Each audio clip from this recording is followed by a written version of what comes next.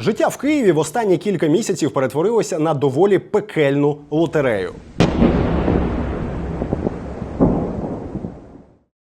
Житло тут сьогодні можна втратити за лічені хвилини.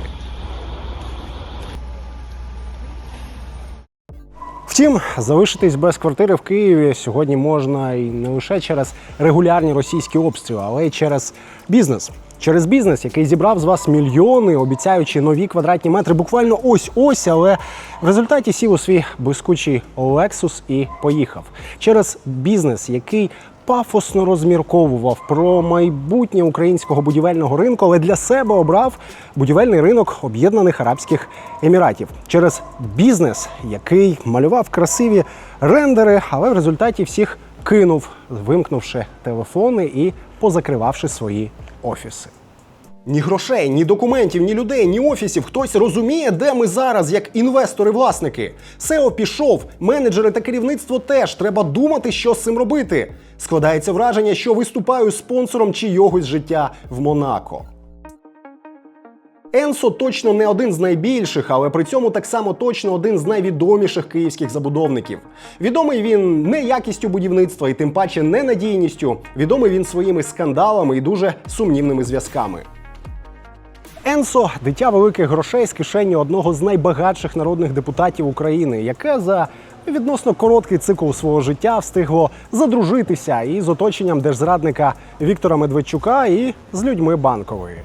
На момент повномасштабного вторгнення вони мали 3 великі і дуже амбітні проекти в центральних районах Києва, сотні інвесторів в очікуванні, купу дуже солідних зв'язків і кілька могутніх покровителів. Після 24 лютого вже були довгі паузи, гучні обіцянки і красиві статті в глянцях, але жоден з об'єктів Енсо так і не закінчила. Офіси закрилися, а гроші тепер, схоже, працюють в інтересах арабських шейхів. Що відбувається з компанією? Куди втік менеджмент? Що обіцяють інвесторам? І чи не поповнить ця історія сумну колекцію київських недобудів? Про це сьогодні і говоримо. Ну а ще трохи про Верховну Раду, Офіс Президента, корупційні закордонні канікули і красиві будиночки. Ні, не в Києві, а в Дубаї. І ні, на жаль, кияни, то вже не для вас. Зате для вас працюємо ми. Якщо назву Енсо ви чуєте не вперше, то це означає, що ви дивитеся нас давно. А якщо ви дивитеся нас давно, то виникає питання, а чому ви ще не в нашій спільноті і не в нашому секрет-чаті? Там цікаво і там можна поспілкуватися з командою. Деталі в описі під цим відео. Ну а мені вже час починати.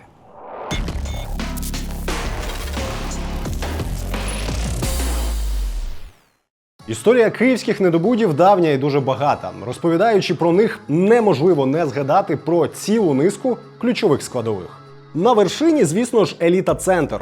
ЖК в чудовому районі Києва, де за квартири, які ніхто й не збирався добудовувати, збирали гроші по кілька разів. Організатора схеми повертали з-за кордону, трохи судили, посадили під домашній арешт, з-під якого він успішно втік. Укрбуд, колись один з найбільших гравців будівельного ринку Києва, здувся за лічені місяці у 2019-му, коли власника почали судити за мутки з квартирами для держави. Там все відбувалося відповідно до ефекту доміно, тільки на відміну від кісточок, падала ця махіна дуже гучно. Підняти її до кінця, до речі, так до сьогодні ніхто й не зміг. Бо майже всі їхні об'єкти віддали Київміськбуду, якого й самого потроху можна записувати в цей антирейтинг. Тож чимало об'єктів Укрбуду досі лишається напівзбудованим вантажем по всьому місту. Відповідальність? Не чули. Родина тодішнього президента Київміськбуду купила віллу у Франції за 20 мільйонів євро. Власника Укрбуду трохи потягали по СІЗО, але, схоже, більше через лічняки з Татаровим, ніж через мутки. Зараз він знову на свободі і намагається повернутися в бізнес. Хто ще? Войцеховський. Людина-мем, яка наробила чимало горя для Києва. Його об'єкти не просто зводилися аби де і аби як. Вони ще й стартували за принципом класичної фінансової піраміди. Гроші з інвесторів бралися ледь не за вигадані квартири. Результат – ціла низка дуже стрьомних об'єктів з суцільними проблемами. Один з ЖК, наприклад, звели частково і не підключили до комунікації. Мешканці топлять дровами. Так, мешканці багатоповерхівки топлять дровами. Ну і купа недобудів. Організатора нещодавно екстрадували і судять, але не думаю, що від цього комусь з інвесторів легше. Енсо народилося і почало набирати обертів вже тоді, коли подібне уявити собі було складно. Покупці стали більш вимогливі, юридично акуратні. Самі компанії стали прозоріші, плюс усілякі перевірки і комплаєнси, плюс купа відкритих даних і послуг експертів, які радять, де можна сміливо купувати, а куди гроші нести не варто. У фірми був красивий офіс в пафосному бізнес-центрі, купа реклами і 3 дуже солідні проекти. Перший – це Поетика на Дегтярівській. Для некиян це між нині дуже небезпечною, але раніше елітарною Лук'янівкою і Шулявкою. Другий – Фьорд на Військовому проїзді. Це, якщо що, прямо під боком в легендарних Новопечерських липок. Ні, не так. Це, по суті, і є територія цих самих липок. Третій – Діаданс на Коновальця. Це взагалі центр-центр. Метро Печерська, дорогі ресторани і елітні сусіди. Всі 3 активно будувалися і так само активно збирали навколо себе чутки та скандали. По-перше, Енсо завжди називали дітищем нардепа Вадима Столара, і чим активніше сама компанія це спростовувала, тим більше доказів цьому вдавалося знайти. Ну бо слова – це добре, але ж follow the money, як то кажуть. І ці самі мані щоразу приводили до численних фондів з орбіти Столара, які збирали гроші з інвесторів за квартири тут. По-друге, зв'язки з держзрадником Віктором Медведчуком. Його оточення у 2020-му теж активно вкладалося у фінансування будівництв Енсо, а паралельно зайшло навіть до складу компаній-замовників цих самих будівництв. По-третє, зв'язки з Банковою. Десь в той же час в структурах, пов'язаних з Енсо, почало з'являтися ім'я Артема Колюбаєва, українського кінопродюсера і бізнес-партнера колишнього очільника Офісу президента Андрія Єрмака. Дійшло навіть до того, що Колюбаєв став власником одного з фондів, які продавали квартири в об'єктах Енсо, і навіть отримував з цього ж фонду гроші на зйомку спільного з Єрмаком фільму. Втім, до повномасштабки знайти в Києві абсолютно чесного забудовника без зв'язків зі Столаром чи центральною владою було завданням із зірочкою. Тож інвестори активно вкладалися в те, що було. Зокрема, й в об'єкти Енсо. Додатковою мотивацією могли слугувати і численні рейтинги та конкурси. Енсо в трійці найбільших девелоперів Києва. Діаданс – кращий житловий комплекс бізнес-класу. Найкращий девелопер столиці – компанія Енсо. І регулярні появи СЕО та співвласника компанії Раміля Мехтієва в медіа. СЕО компанії Енсо Раміль Мехтієв дав велике інтерв'ю для видання Ліга, в якому розповів про філософію компанії. Житлові новобудови бізнес-класу в Києві подорожчали за рік на 30%. Таку думку озвучив СЕО компанії Енсо Раміль Мехтієв для Інтерфакс Україна. Що таке BREEAM і чому ми обрали цю систему зеленої сертифікації для наших житлових комплексів? Про це і не тільки розповів СЕО компанії Енсо Раміль Мехтієв в інтерв'ю для Property Times. Повномасштабне вторгнення Енсо, як і більшість інших великих київських забудовників, зустріло паузою. Втім, вже в травні 22-го стало зрозуміло, що пауза ця затягується. І поки інші компанії наново збирали бригади і виводили на будмайданчики техніку, Енсо повідомляло про неможливість забезпечити безпеку працівникам. Ми не можемо гарантувати безпеку нашим співробітникам як в офісі, так і безпосередньо на майданчиках. Можна все відбудувати, проте людське життя не відновити. Та запевняємо, що при найменшому розумінні повної безпеки ми готові засукати рукави і взятися за роботу. В серпні, коли інвестори, які кожного дня бачили в Києві працюючу будівельну техніку на інших майданчиках і очевидно завалювали Енсо запитаннями, компанія заявила про поновлення роботи, а заодно і про відновлення прийому платежів. Підозрюю, друге було в пріоритеті. Бо поновилися в основному пафосні інтерв'ю Мехтієва про роботу під час війни, виклики і переосмислення цінностей для девелоперів. Роботи ж в житлових комплексах велися настільки мляво, що помітити там бодай якийсь рух було вкрай складно. Це очевидно дратувало інвесторів, які на той момент розраховували вже мати ключі від квартир, а не спостерігати за недобудами. Тоді ж у 2022-му сталося ще кілька подій, на перший погляд ніяк не пов'язаних з компанією, але саме вони, на мою думку, заклали початок її кінця в Україні. Перша. Фондом братів Мехтієвих, так, у Раміля є брат Ельнур, не без допомоги товариша Єрмака Колюбаєва вдалося отримати дозвіл на виведення з України майже $1 мільйон в Об'єднані Арабські Емірати. Тоді діяв жорсткий мораторій на виведення валюти з країни. Фонди ж зробили вигляд, що збираються купити в Дубаї величезну партію м'яса, а держава зробила вигляд, що ніяких підозр щодо цього в неї не виникає. М'ясо в Україну тоді так до слова і не проїхало. Цирк полягав в тому, що дозвіл на операцію від імені держави давала Національна комісія з цінних паперів та фондового ринку. Брат Мехтієва значився в ній позаштатним радником, а в подальшому саме його компанія, за повідомленням «Української правди», організовувала одному з топів Нацкомісії фейкове відрядження на новорічні свята у Фінляндію. Хороша країна, дорога. Ну а сам Колюбаєв від Енсо з 2023 року як ФОП невідомо за що отримав загалом понад 14 мільйонів гривень. Тупо кумівство і хабарництво, на яке було чхати усім органам. Друга подія. В тому ж таки Дубаї, куди мав їхати $1 мільйон, було зареєстровано компанію з підозріло знайомою назвою Enso Development LLC, яка, о іронія, о збіги, теж зайнялася там будівництвом. Енсо – популярне слово, воно зустрічається в назвах десятків компаній в усьому світі, але ця, очевидно, родичка нашої, рідної, київської. По-перше, прямо у 2022-му дубайська Енсо засвітилася в електронній декларації Вадима Столара. По-друге, логотип і стилістика нової фірми були прямо ідентичні з українськими. Ну але мені цього все одно було маловато, і я пішов шукати ще докази. Ну і звісно ж, я їх знайшов. Це березень 2021-го. Головний інженер одразу двох проєктів київської Енсо Богдан Євенко розповідає, чому вам треба негайно взяти ваші гроші і вкласти їх в купівлю квадратних метрів в житловому комплексі «Фьорд». Головною відмінністю житлового комплексу «Фьорд» від типових багатоповерхових забудов є його каскадна архітектура. А це вже червень 2026-го. Той же Євенко знову рекламує Енсо, але вже з офісу в Дубаї. We are monitoring every construction stage attentively.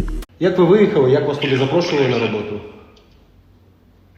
Ну, вибачте, це мої особисті справи, як я виїхав, як мене сюди Ну, запрошували. трохи ні, тому що Енсо в Києві вже все, а в Об'єднаних Арабських Еміратах у Енсо все чудово. І в мене є підозри, що гроші поїхали з Києва в Дубаї, і це не дуже красиво по відношенню до інвесторів.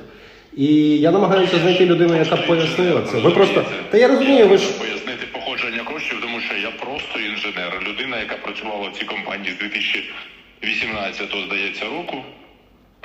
Після війни я виїхав зовсім не сюди. Я виїхав в іншу країну. І через рік мене запросили сюди. А скажіть, а хто вас запрошував на роботу в Об'єднані Арабські? Ті самі колеги, з якими я працював в Київському. Це Вадима Михайловича, правильно, вся історія дубайська? Ну, ви самі знаєте. Для мене це стало фінальним доказом того, що Енсо в Еміратах – реінкарнація київського Енсо. На цьому тлі ще показовішим виглядав контраст. Чим гіршими ставали справи на київських будівельних майданчиках, тим кращими вони були в ОАЕ.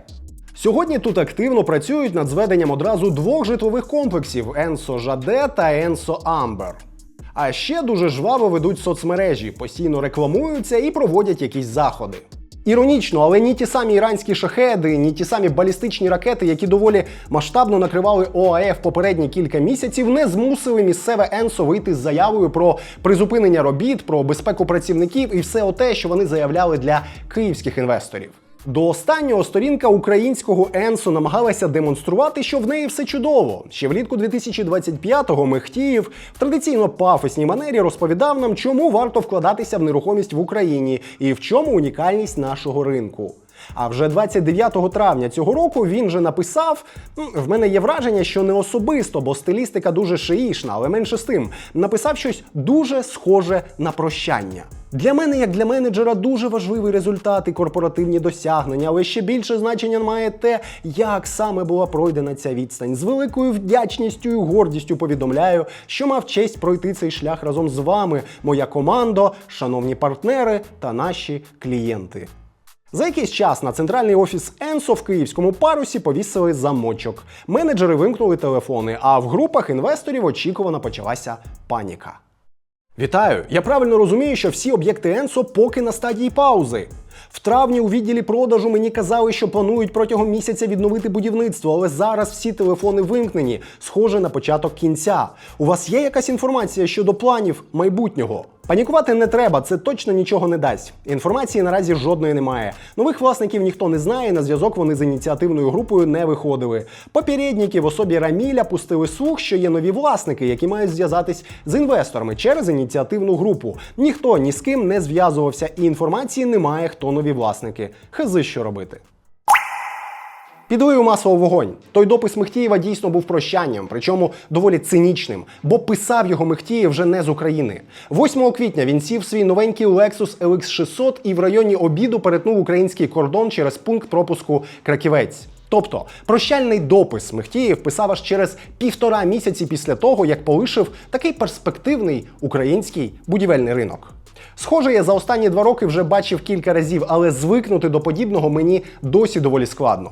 На сторінках Мехтієва в соцмережах абсолютний штиль, я не знаю, де конкретно він отаборився. Втім, зважаючи на те, що його основний гаманець, його колишній головний інженер чудово облаштовуються в Дубаї, не маю сумнівів в тому, що це і була кінцева точка. Втім, Євенко – це той, що інженер з Енсо переконує. Мехтієва в дубайському Енсо, попри те, що частина команди ніби ж як переїхала, все ж немає. Можете не шукати, я от тільки вам чесно скажу, його тут немає і не було. Але ж не працював. бенефіціар то насправді один і той самий, що там, що там. Ну, це ви знаєте, так. Це да. Все, не мучую вас, дякую вам дуже. Ще Да. різні. Київські інвестори тим часом зуміли достукатись до когось з менеджменту Енсо, і за словами одного з них навіть провели онлайн-зустріч. На ній менеджери нібито визнали, що вони все, але запевнили, справи передали якомусь іншому генпідряднику, який вже дуже скоро, може навіть прямо у вересні, продовжить роботи. Назву нової компанії інвесторам, звісно ж, ніхто не назвав. Я опитав власників 3 найбільших будівельних компаній Києва і докупи цілого очільника Асоціації девелоперів міста.